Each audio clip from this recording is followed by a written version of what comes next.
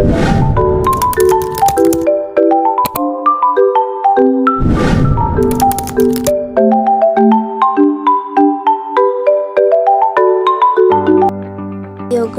Imam Al-Ghazali. Nama aslinya Muhammad bin Ahmad Al-Imamul Jalil Abu Hamid At-Tusi Al-Ghazali atau yang kita sebut Imam Al-Ghazali.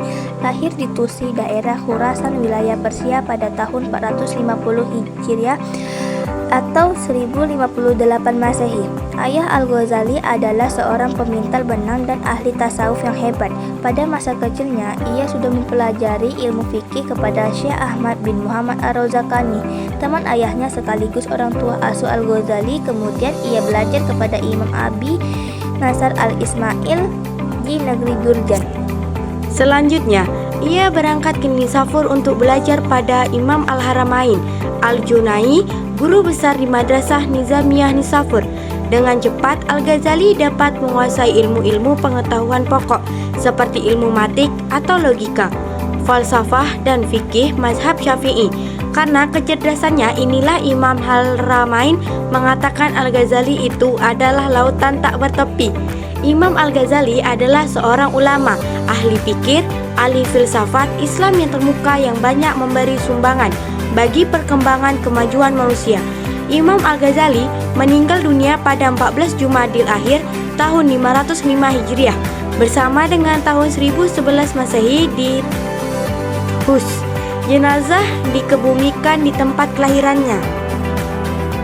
Pemikiran tasawuf. Setelah Imam Al-Ghazali melalui pengembarannya mencari kebenaran, akhirnya memilih jalan tasawuf.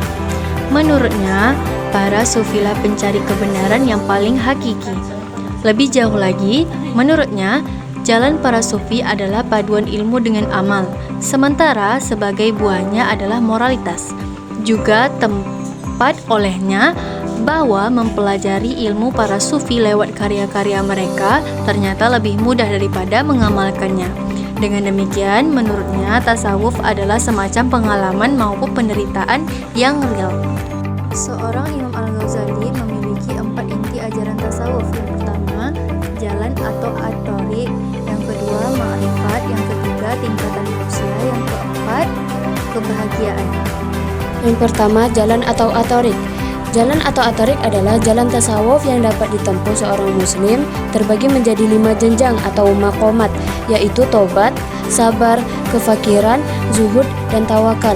Kelima jenjang itu harus dilakoni dengan hidup menyendiri atau setidaknya diam sejenak, mengintrospeksi diri untuk membina kalbu agar tidak tergoda pada kenikmatan duniawi. 2. Makrifat. Makrifat adalah pengetahuan tanpa ada keraguan sedikit pun. Dalam hal ini, pengetahuan yang dimaksud adalah zat Allah Subhanahu wa Ta'ala dan sifat-sifatnya. Mencapai makrifat adalah esensi dari taqarrub atau pendekatan diri seorang hamba pada Tuhannya. Sarana untuk mencapai makrifat menurut Al-Ghazali adalah kalbu yang suci, bukan dari perasaan atau akal budi. Kalbu dalam tasawuf adalah percikan rohaniyah ilahiyah yang merupakan inti dari hakikat manusia. Kalbu yang suci ini akan menuntun pada hati nurani yang bersih. Namun, makrifat ini tidak boleh hanya bersandar pada intuisi semata, melainkan juga harus sejalan dengan syariat Al-Quran dan hadis, serta bertujuan untuk menyempurnakan moral dan akhlak manusia. Tingkatan manusia. Dalam tasawuf Al-Ghazali terdapat 3 tingkatan manusia, yaitu orang awam yang cara berpikirnya sederhana sekali, kaum pilihan yang berpikir tajam dan mendalam atau golongan khawas, dan kaum ahli debat yang dapat mempersuasi orang dan mematahkan argumen atau al-mujadalah. Dari 3 tingkatan tersebut, yang paling umum adalah golongan pertama dan kedua, yaitu orang awam dan orang khawas. Orang awam seringkali hanya dapat membaca tanda-tanda dan pengetahuan yang tersirat. Sementara itu, orang khawas dapat membaca yang implisit dan melihat gagasan di balik suatu peristiwa. Kebahagiaan. Menurut Al-Ghazali, kebahagiaan adalah tujuan akhir dari jalan sufi. Sebagai buah perkenalannya dengan Allah Subhanahu wa Ta'ala, dalam konsep tasawuf, kebahagiaan itu dapat hadir melalui ilmu dan amal. Ketika seorang manusia paham dan mengerti suatu konsep serta mempraktikannya, maka ia akan menemukan kebahagiaan. Contohnya,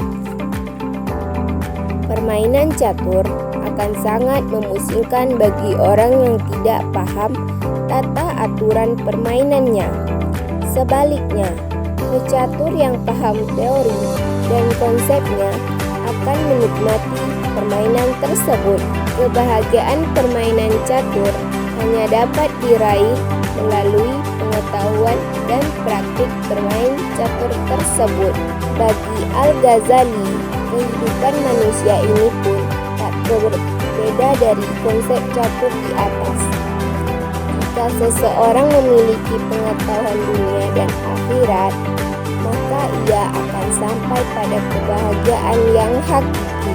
Selain itu, bukankah kehidupan dunia ini juga permainan belaka? Sebagaimana tergambar dalam surah Muhammad ayat 36 yang artinya, sesungguhnya kehidupan dunia itu hanyalah permainan dan senda gurau.